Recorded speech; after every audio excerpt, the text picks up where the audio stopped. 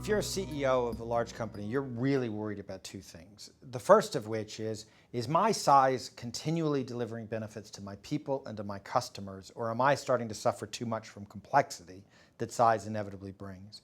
And then the second question is, do my people even remember why we were great in the first place? Am I reconnected to that initial sense of insurgency, that initial nobler mission? Or are my people starting just to think of us as an incumbent, sort of protecting market positions and economics as opposed to pursuing a nobler mission? So a lot of work we've been doing on Founders Mentality is to help you CEOs deal with that issue. And we're going to assume, you're a CEO of an incumbent, you get the scale and scope thing. But to be honest, it's amazing how few times a leadership team actually goes through and asks the question, are we really benefiting from scale and scope, or are people just mired in complexity?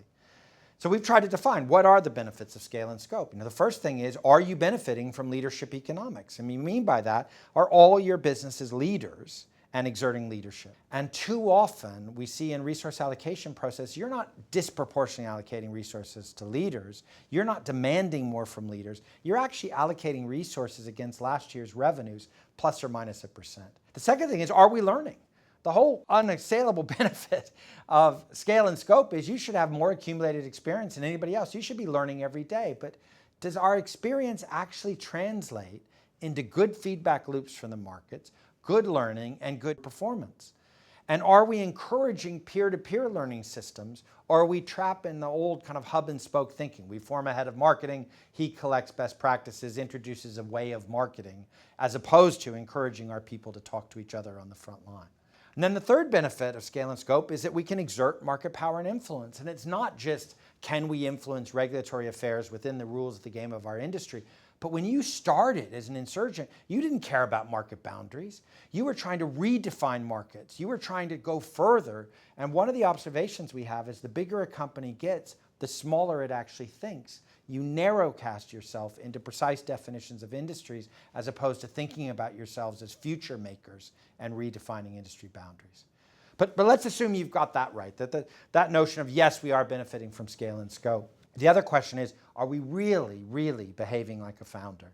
And do we have founder mentality in the culture and values of the company? Well, what is founder mentality? Well, the first thing is, are we obsessed with the front line of our business? Every day, do we define strategy as what occurs with the frontline actions and behaviors of our people? Or are we stuck talking about strategy for weeks and never even mentioning the front line?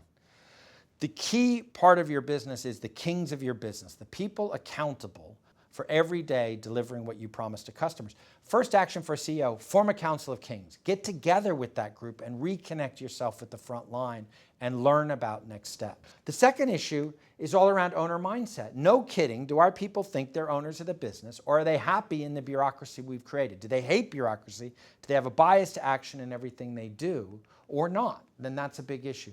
Have we killed the energy vampires in our business? What are energy vampires? They're people every day that are sucking the life out of your organization by saying no to everybody's proposed activity. You need to eliminate from the company, grab a couple silver stakes, start driving them through the hearts. The other thing is you can learn from founders about some quick wins. Everything you do signals the cadence you're expecting from the organization. So reintroduce the notion of a Monday meeting. It can be any day of the week. But the Monday meeting is used by founders to say, once a week, we'll meet as a leadership team and solve all the issues that are blocking our people's ability to take action.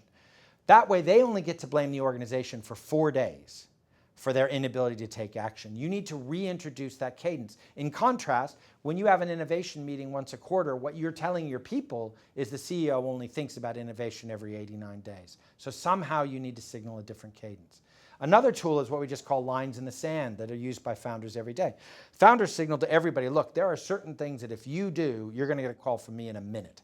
It could be never go below this gross margin line, never lose share. What are your lines in the sand as a CEO? What have you signaled that, no kidding, it's tripwire time and you're going to get a call from me? The final thing is founders are insurgents. There's a huge sense of insurgency in the company. Everybody knows they're at war with the industry on behalf of an underserved customer segment. What is the insurgency of your company? You need to rediscover it and make it relevant today. You need to give your people a nobler mission, and ultimately, they need to be able to answer the question of why. Why do they exist as a company? Why are they part of this company? What are they going to do to contribute it going forward? And I think there's something fundamental going on in business. If 25 years ago, business was revolutionized by the notion of an owner mindset, what we were doing is we were saying no longer are CEOs custodians or administrators over a bureaucracy. They are directly responsible for value creation, directly connected with shareholders. That was the revolution of owner mindset. I think we need that plus the notion of founder mentality that reconnects the CEO back to the front line of the business, but also has the CEO be the custodian of the insurgency. They need to lead the process that lets all their people understand the answer to the question why. Why were we great once, and why do we deserve to be great again in the next chapter of the company?